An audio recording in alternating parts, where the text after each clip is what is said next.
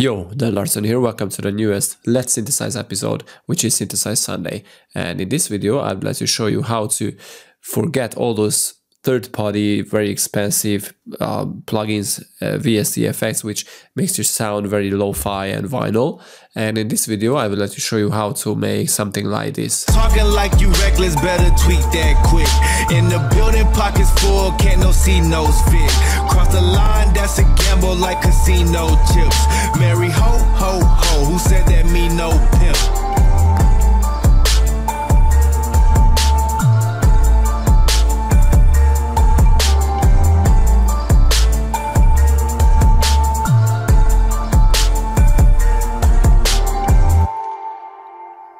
So this is a very nice little kit from my newest sample pack. Flip the script, hip hop and trap.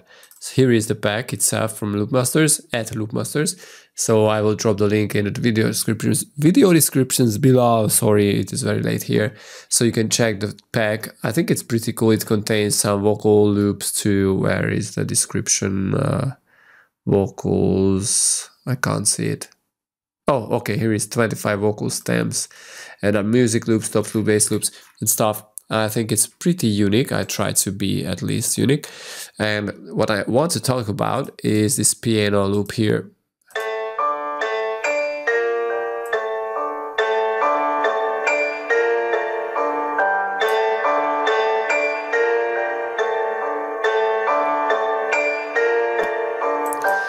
So as you know, hip hop works mostly with sampled beats and sampled instruments from like old vinyl stuff, and this is what I try to achieve. I mean, what I wanted to achieve is the sound of a vinyl recorded sampled stuff instrument, in this case a piano. So the original sample, I mean the original sound was something like this. It is coming from Contact. And the sample library is the Giant, I believe. The Giant, which is a pretty cool library. I pretty love its sound.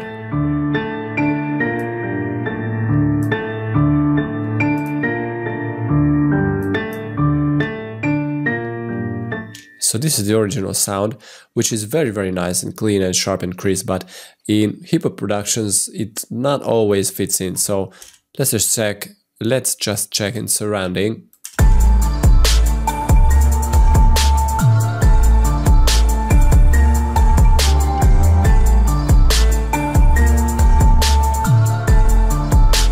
Yeah, it somehow just doesn't feel right. But with my effect rack, which I prepared especially for this pack, I think it sounds a lot better.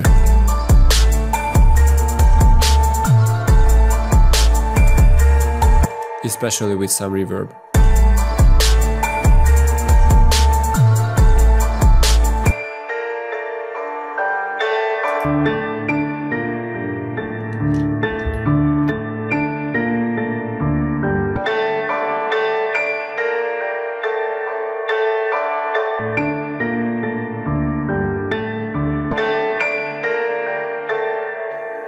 So this is the magic here, and well, it's not really magic, but I added a few stuff here, so let's just go through all of them. I have a crackle volume here, which comes from the vinyl distortion plugin. It's a built-in Ableton plugin, and it must be somewhere. Crack, yeah, here is a crack.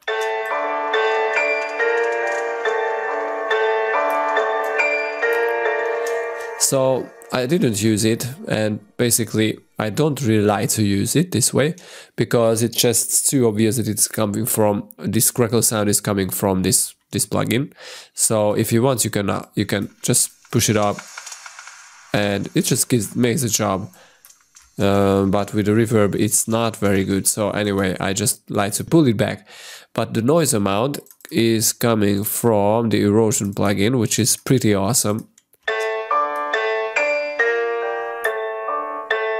So it makes the sound a lot noisier, you know, because when you sample a sound from vinyl, it always collects a lot of noise, crackles and other noises, and erosions just brings those noises pretty well. So I like to add it on top of everything.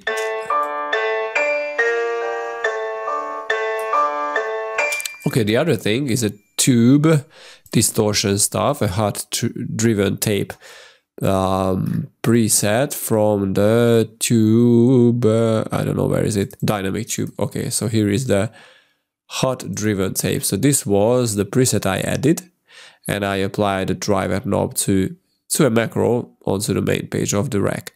So this just distorts the sound just a little, not too much.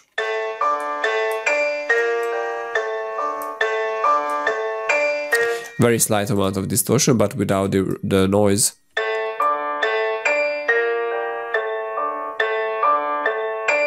You can hear maybe that it's a little dirtier, not very much, but just a little dirtier. Okay, we have a tube drive knob here, which controls the drive knob here on the dynamic tube plugin. If you push up all these knobs, I mean both of the knobs, you can hear that it's definitely a lot dirtier and rustier. So with all these three knobs, I think we can achieve a pretty cool sound. The next two knobs are a frequency split and a low pass cutoff knob. A low pass cutoff is just really what it says, it's a low pass filter cutoff. This is all, it filters all the high ends, which are more, well, I mean, the very tops of these sounds, well, they are just lost when you record a sample from a vinyl. And the frequency split knob is just basically just a simple high pass filter, and I named it frequency split because first I wanted to have two bands basically in this sub rack, but I decided to use only the top of that.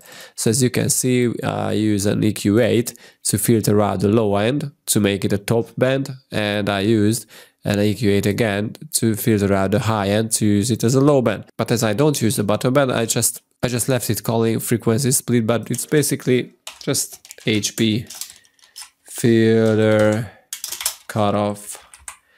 So this is the behavior of it. And I added a couple of effects here. I mean, onto the top band, which is a Serum FX.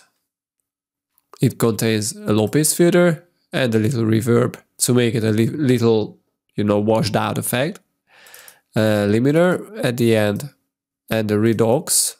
So we control the bit reduction knob using the bit depth macro knob. Let me just pull back all these effects to make the sound, I mean to make the bit depth effect a little more obvious.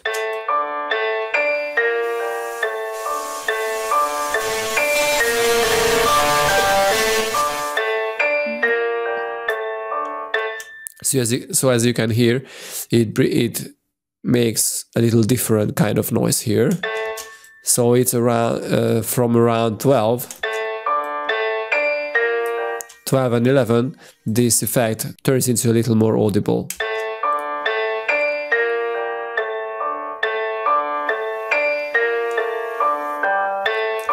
So let's just go back with all these settings to about 50-50, and just a very little noise.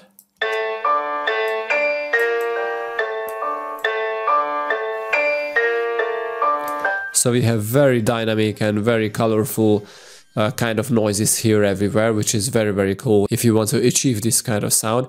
And one more last thing, I use Live Max convolution convolution reverb to wash out the sound a little more again. I use a reverb amount to control the driver knob of the convolution reverb, and I use a very short kind of reverb onto it. I didn't want to make the reverb very audible, just to, you know, just to make a little washed out effect to it, because most of these records from the past made in and recorded in very big halls, or at least kind of studios which were not treated very effectively. So this is what I wanted to achieve with this reverb.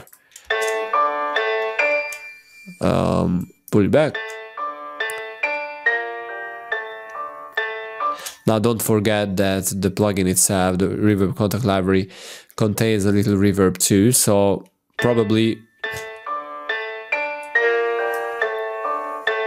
yes, it is very obvious what the reverb amount knob gives, and the convolution reverb, what the convolution reverb makes. It just makes the sound a little more upfront and a little more washed out.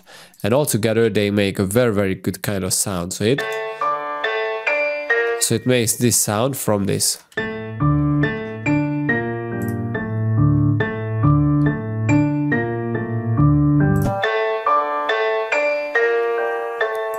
And with some reverb,